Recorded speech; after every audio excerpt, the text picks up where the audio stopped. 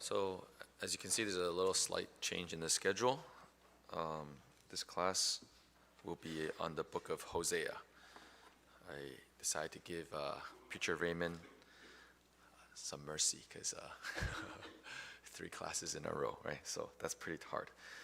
Yeah. So this second week, we will be learning the book of Hosea together. I hope in this first class we can get a good sense of what the book is about.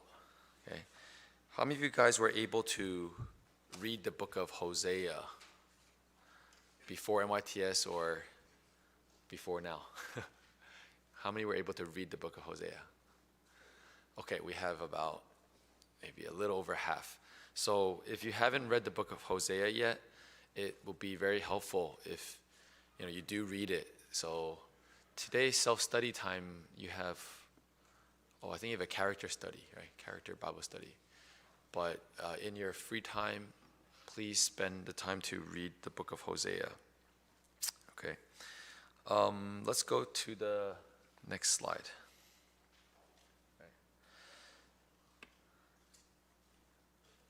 Okay, the book of Hosea is the first book in the section of the Old Testament that Christians call the minor prophets. Okay, so from Hosea to Malachi, there are 12 shorter books, and we tend to call them the minor prophets. One thing to know is for Jews, they kind of divide the Bible a little bit differently, even though the content's exactly the same.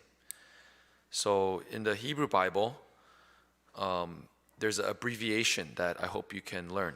Okay, it's called Tanakh. How many people have heard Tanakh before?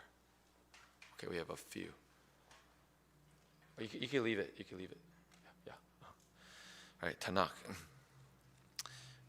The T here, the TA is basically referring to the Torah. What does Torah mean? Torah. Annabelle. Huh? First 5 books of Moses, right? Torah means law or instruction even, I think. Right? First 5 book of Moses. The NA, it stands for a Hebrew word. I'll show a slide after it, okay? Nevi'im. Nevi'im means prophets. Okay. And then the KH is referring to a Hebrew word, ketuvim, which means writings. So something to just be aware of is Hosea through Malachi. They actually, in the Hebrew Bible, in the one that Jews use, even today, it's just one book, and they call it the 12. Right? They call it the 12 because there's 12 like shorter prophecies, prophetic writings here. Hosea is the first of them. Okay. Now, for us as Christians, we do call them the minor prophets, but minor is not a evaluation of the prophet's ministry, like it's like worse or of less quality, right? Because for us Christians, we have a section called the major prophets, and then we have these minor prophets, right? What are the books in the major prophets? Benjamin, you know?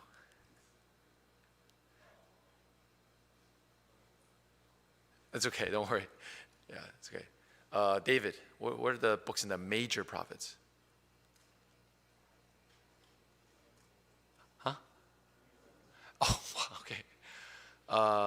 David, what are the books in the major prophets? Okay, and then usually Lamentations is bundled with Jeremiah. Okay, 2 for 1. Okay. So usually, major prophets, we usually say Isaiah, Jeremiah, and Lamentation, then Ezekiel and Daniel. Okay, those 5 books usually are called the major prophets.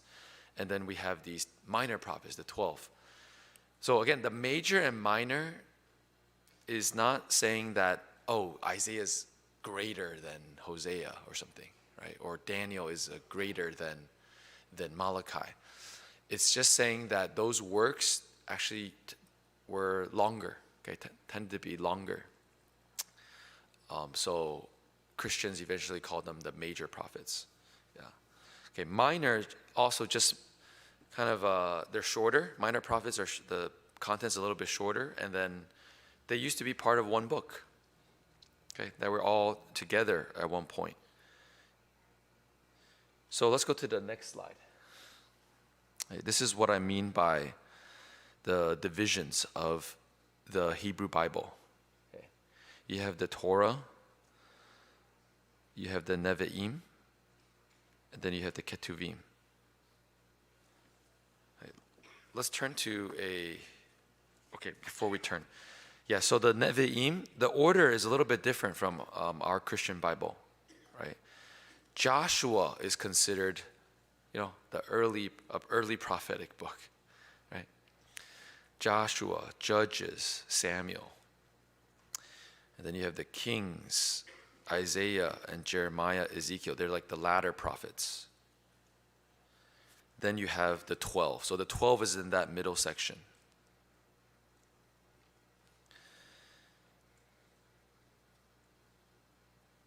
The third division is Ketuvim, writings, and there's 11 here, and the order is as follows.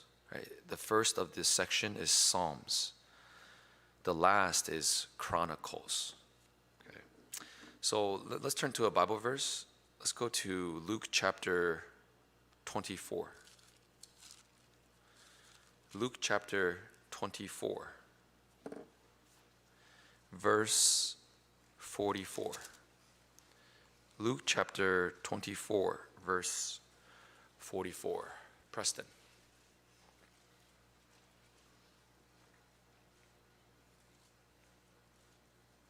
Luke 24, 44.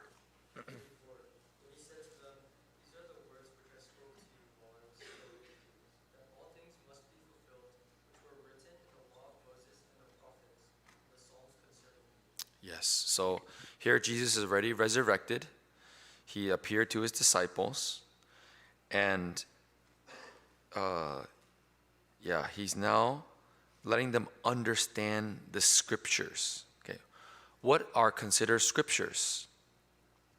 Jesus said, these are the things which must be fulfilled, which are written in the law of Moses, the prophets, and the Psalms concerning me. So actually, in Jesus' mind, he very likely also has this three-part division in his mind. Okay, the law of Moses is the Torah, the prophets, right, the Nevi'im, and then the Psalms. The Psalms as the representative book of that third division, the Ketuvim, right?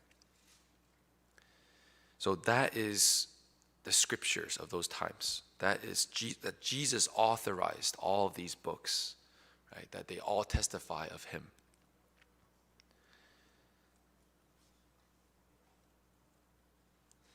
So since Jesus said that all of these testify of him, when you read the Old Testament, even though on the surface it seems like a lot of old things and very, very Jewish things, but they actually are all pointing to Jesus. You have to look beneath the words, right? Look through these words, through spiritual eyes, to see the Lord Jesus Christ there.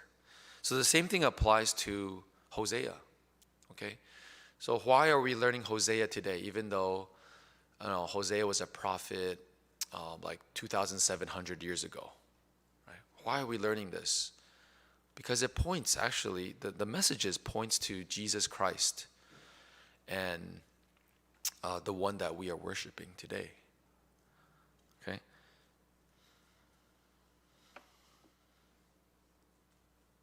Okay, let's go to, actually, let's look at another verse, right? Just keep it on this slide. Please go to Matthew chapter 23. Matthew chapter 23. Please read verse 35. Matthew chapter 23, verse 35. Albert.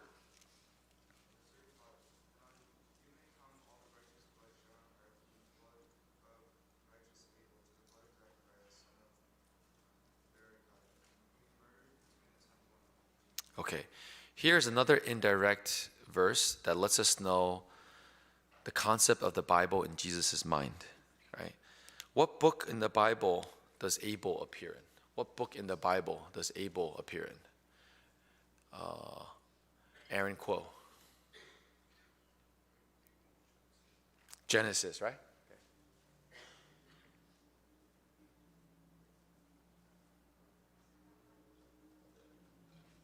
What book in the Bible does Zechariah, son of Berechiah, where does he appear? Evelyn. In Zechariah? No, good guess though.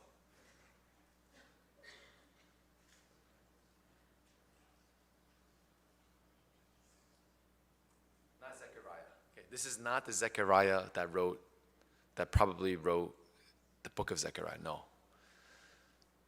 What book does this Zechariah? He was killed, actually killed.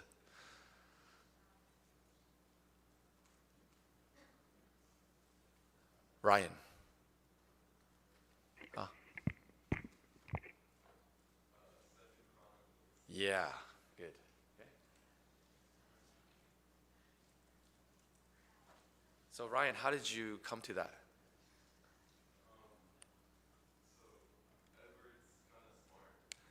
Edward's kind of smart. Okay, so you asked Edward. Edward, how did you come to that? It's in the footnotes. Oh, okay. I see. You saw the little footnote, and you saw that his second. Yeah. So second. But why in Jesus? Like, if you only had the concept of the Christian Bible and the order of the Christian Old Testament, you'd be thinking like, wait, why did Jesus only reference somebody in Genesis? And for us, Second Chronicles, right? This is Genesis. This is Malachi. Second Chronicles is like in the middle here. You're like, how come Jesus only talked about some prophets that are over here, right? But actually, this indirectly gives us a glance into Jesus' concept of the scriptures. Okay, that the Hebrew Bible that he was using had this type of order. The last book in the Hebrew Bible was Chronicles. Okay, it's Chronicles. So his concept is Abel is in the very first book. Zechariah is in the very last book.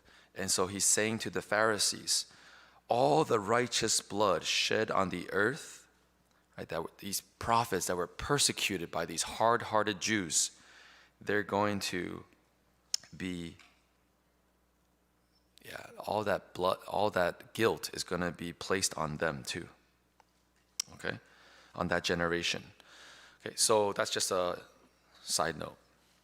All right, Hosea is in the 12 though. Okay, Hosea is in the 12. Let's go to the next slide. Regarding Hosea, apart from the book of Hosea, as far as I understand, there's no other passages that mention him. Right? There's no other passages that mention him. So we don't really know much of his background, his, what he even did, what was his profession before he was called to be a prophet. We just know that he did exist, right? He did exist. That he was a historical figure because it does say that he was the son of Beeri, right? Beeri. So, he did have a genealogy. He did have a father. But other than that, the Bible is silent. Okay. Hosea, the name, means salvation. Hosea, the name, means salvation. Or he saves. This was the name of also some other characters in the Bible, including Joshua's original name, the famous Joshua. Right? His original name was Hosea. Hosea. Right? But then it was changed to Joshua. The last king of Israel also had the name Hosea. And it's kind of ironic, right? Because he was the last king, but God did not save them. They were destroyed by the Assyrians. But with regards to this prophet Hosea and then the book that he's writing, I think is actually quite consistent with the message, right? With the message. The book of Hosea is essentially talking about the infidelity of God's people. But if they're willing to return, if they're willing to acknowledge their wrong, then God will be willing to accept them, right? To save them. Yeah, so sometimes names are pretty consistent and interesting to their mission in life. I remember in CYC in the wintertime, I was teaching the book of Amos in the East region. Do you remember what Amos means? Jonathan.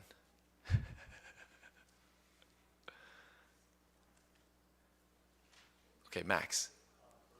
Burden, yeah, right, burden. We'll talk about this in a little bit, right? Because Amos was a contemporary of Hosea. Yeah, and then his message was like heavier. Right? Yeah, so anyway, Hosea's name means salvation. Okay, let's go to the structure of this book. We can have a very simple structure for the book of Hosea. The first 3 chapters is talking about Hosea's marriage and family life. He was commanded to take a wife of harlotry and children of harlotry. Right? So the first 3 chapters is talking about this marriage and then 3 children that they had. And then that was being used by God, though, as like a metaphor, an allegory of Israel's unfaithfulness to God. So God sometimes uses like a physical depiction to let the Israelites know something more spiritual. Like so, Hosea, had to do this.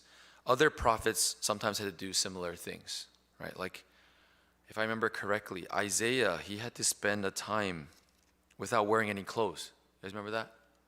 Isaiah had to spend this period of time without wearing any clothes. It's to depict how the Israelites, they're going to be taken captive without anything, basically, right? Ezekiel, one time he had to, you guys remember what he had to do? He had to, I think, lie on one side for, I forgot exactly how long, but it was like many months, right? And then during those days also, there's certain bread he had to make, and then the fuel to make that bread was his refuse, right? And then he had to move to the other side, right, for a shorter time.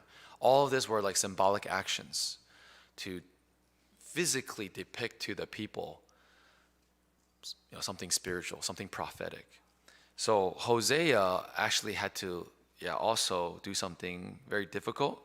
He was called to take a wife of harlotry, and this was to depict right in front of all the people. This is basically a mirror image of yourself. Right? This is what you guys have been doing, and this is how God feels like He's treating you. Right? you have been like this unfaithful wife. Yeah. So, first 3 chapters focuses more on this family. And then from chapters 4 onward then is more messages. Okay, so there's less focus on the family and less focus on those the wife and the children.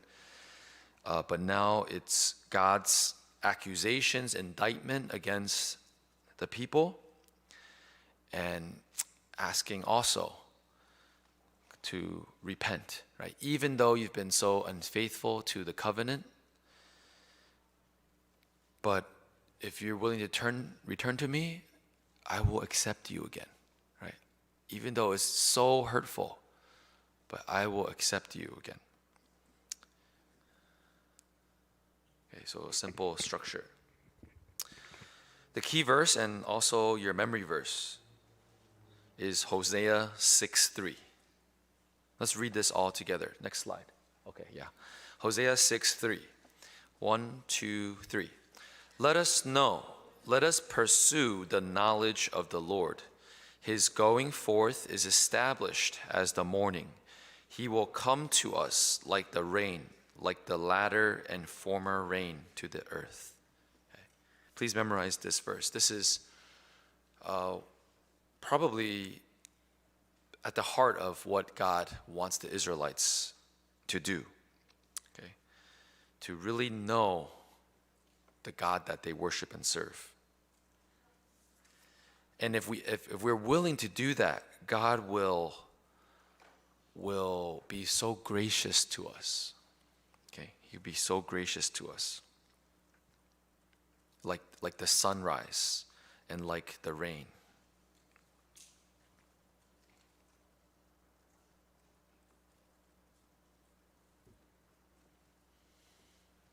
Okay, let's now read Hosea chapter 1, verse 1. Let's go to Hosea chapter 1, verse 1.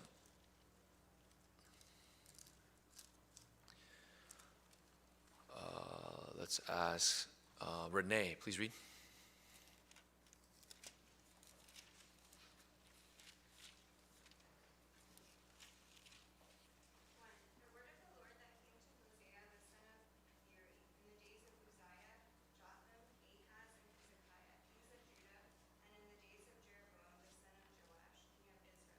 Okay, so here to open up this book, the book of Hosea, and basically also is the opening verse of the 12, right? It gives us a historical setting of what the contents are about. God appeared or came to Hosea, and this is in the days of King Uzziah. Okay. Uzziah had another name. I think it was Amaziah, right? So Uzziah, and then also during the days of King Jotham, King Ahaz, and also King Hezekiah.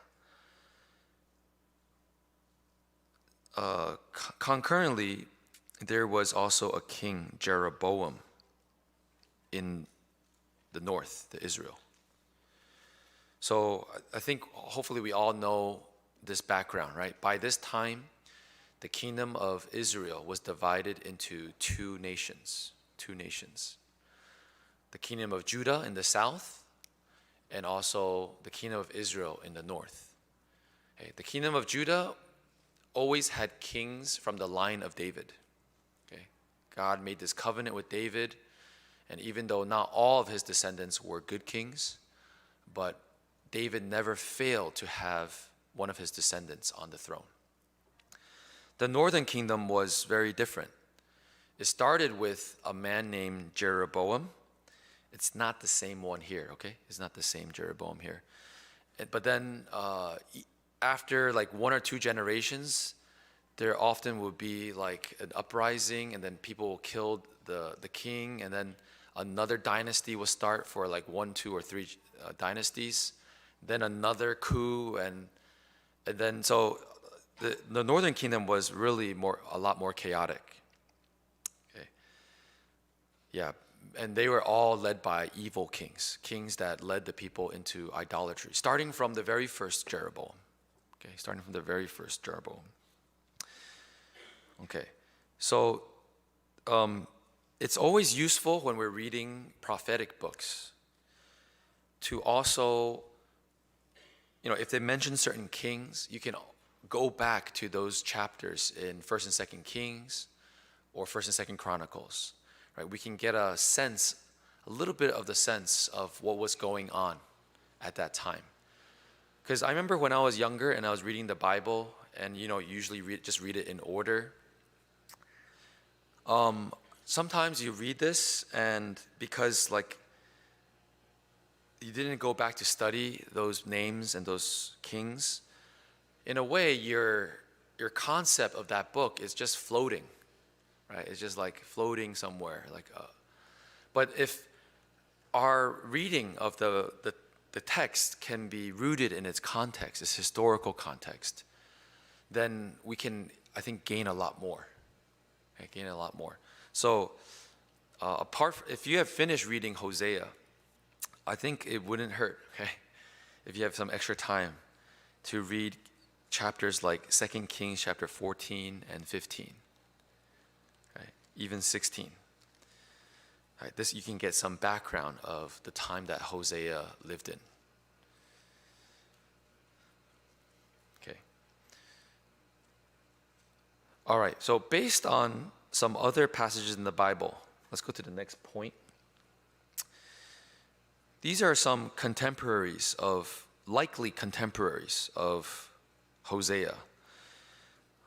Jonah, okay? Jonah was a prophet around this time. Let's go to 2 Kings 14. 2 Kings 14.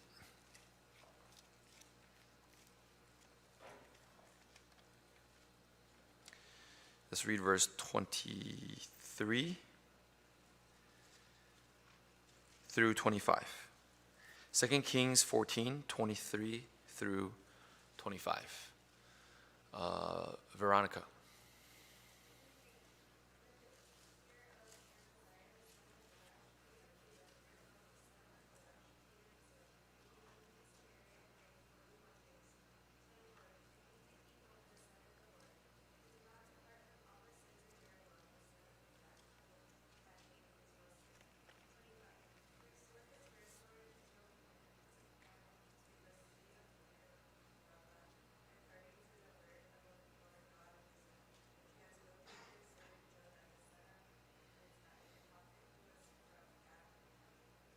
Okay, yes. So here is talking about king in the Israel. Okay, there was a king, Jeroboam, son of Joash. Right? This is the same Jeroboam, son of Joash, mentioned in Hosea 1:1.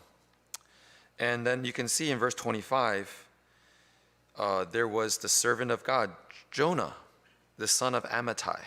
And then you can, of course, refer to Jonah 1:1. You'll see this is the same Jonah that was swallowed by that big fish. So he was prophesying around this time, okay? And then let's go to Amos 1:1. So that's why I want to control the slides myself. I don't want to show all the information and everyone's copying and not really focused.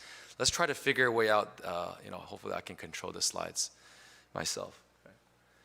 Okay. Please just show up to contemporaries. Okay, Amos 1:1. Amos 1:1. Enoch.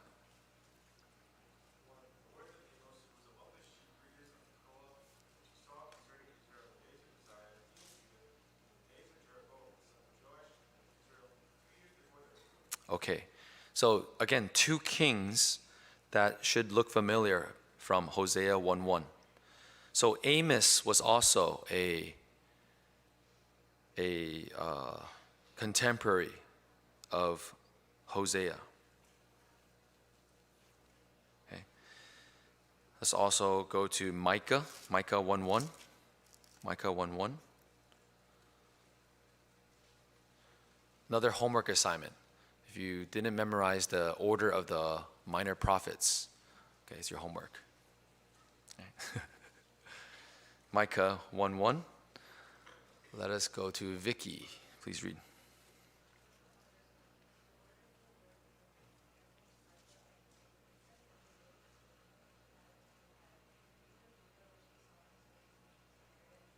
Okay, so Jotham, Ahaz, and Hezekiah, those are three kings that appeared also in Hosea 1:1. Right, so maybe Micah, maybe a little bit younger, but probably overlapped in ministry with Hosea. Okay, Isaiah too. Okay, Isaiah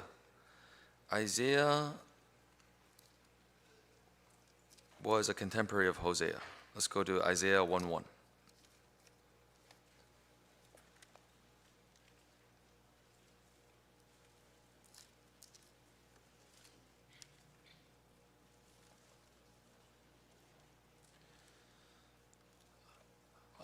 Audrey.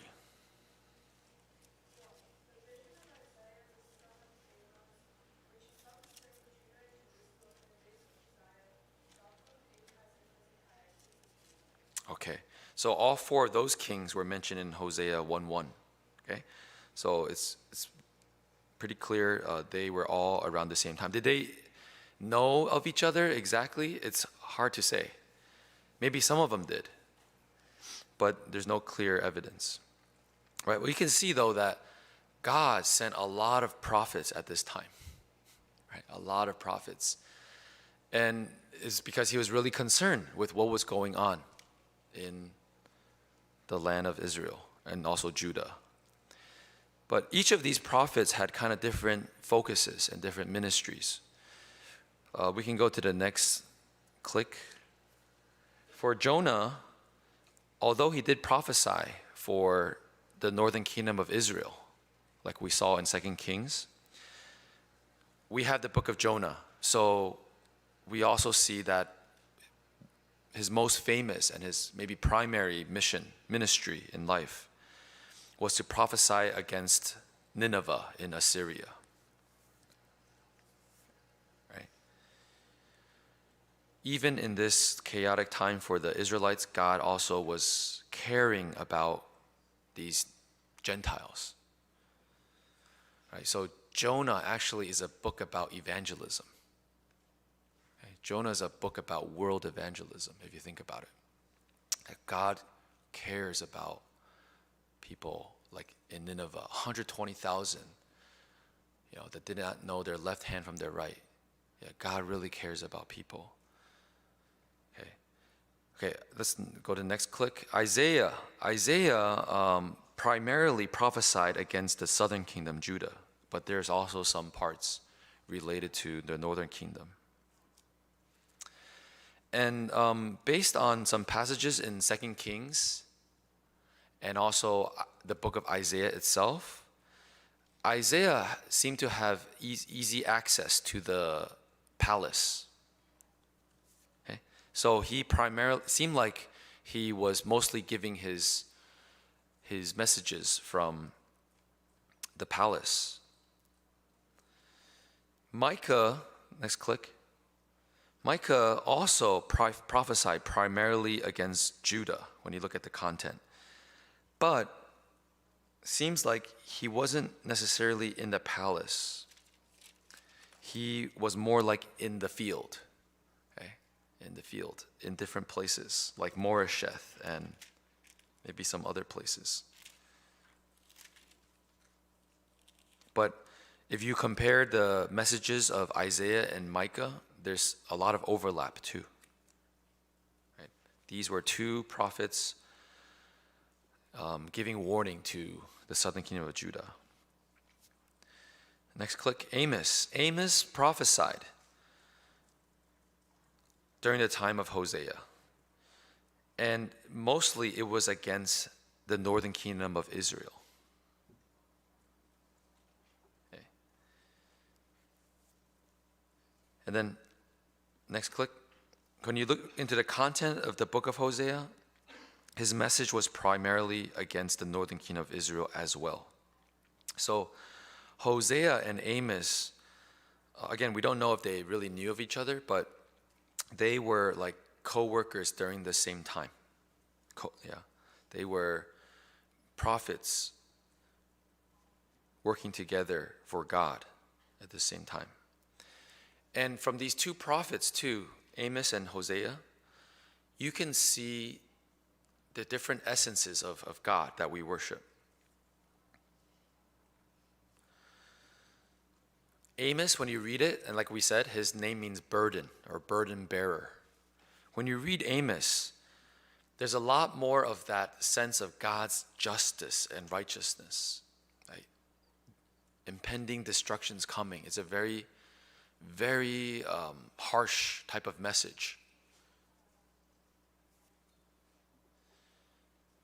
But God is not just a God of, righteousness and justice, and it's just about punishment, like for all those that fall short of his standard. The God that we worship is also very merciful and loving. Right? So Hosea is more focusing of that aspect. Right? We could see, even though time and time again God's people offended God, but God is willing to be merciful and gracious, give more and more chances if they're willing to repent. And so this is something that's sometimes very hard to balance. In the future, many of you probably become parents. And, when you become a parent, this is also the balance that you struggle with. Like, do you be harsh? Right? This is the rules. You break the rule, you have to encounter the consequences. Or, sometimes you have to be more soft and loving and warm. And you also need that too, actually. Right? You can't just be this like cold tyrant. Right? Yeah, and every parent is kind of learning as they go almost. Right? That's the way I feel. We have a sense of like, we hope our child can be good, right? Physically, emotionally, spiritually. But like, how do you really balance like the righteousness and mercy? That's sometimes very, very difficult. And so therefore, if you've had some unpleasant things happen with your parents, please also give them some mercy too, right? Sometimes we are also very righteous against them. Like, that was an injustice against me. But then we don't give them any mercy either, right? Yeah. And then so there's always, if you focus too much on either one, it can be very bad, right? If you're too harsh, the person may become demoralized and just feel like there's no hope. I'm nothing. I always break the rules. I can't do anything good. If you're too warm and just accept everything, you don't even hold on to certain standards, then basically the child thinks, oh, everything's okay. There is no standard, right? So that balance is sometimes very difficult to handle. But the God that we worship, he's perfect, right? He has handled righteousness and justice perfectly. He has also handled mercy and love perfectly. In a way, he is exactly what we need at any given moment, Sometimes when you're really down, you feel, wow, God, I've sinned against you, and you really are repenting. Within a few prayers, you feel that warmth, right? You feel that love and encouragement. Sometimes things are going too smoothly.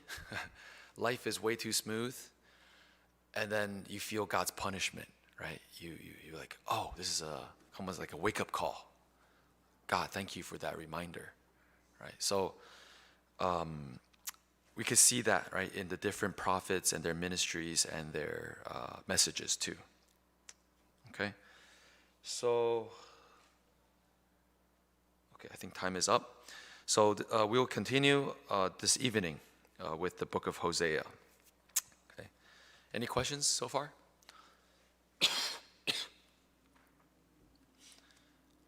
Yes. Mm-hmm.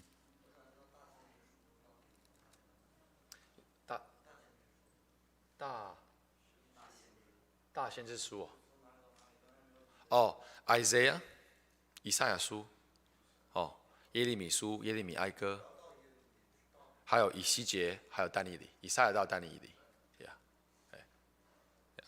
5卷 ，right, five books. Okay, so you have at least 2 homework assignments already. Okay. Memorize Hosea 6:3. Actually, 3. Read the book of Hosea if you haven't. Memorize Hosea 6:3, and then also memorize the order of the minor prophets, the 12, right? If you haven't before. Let's bow our heads and pray in silence.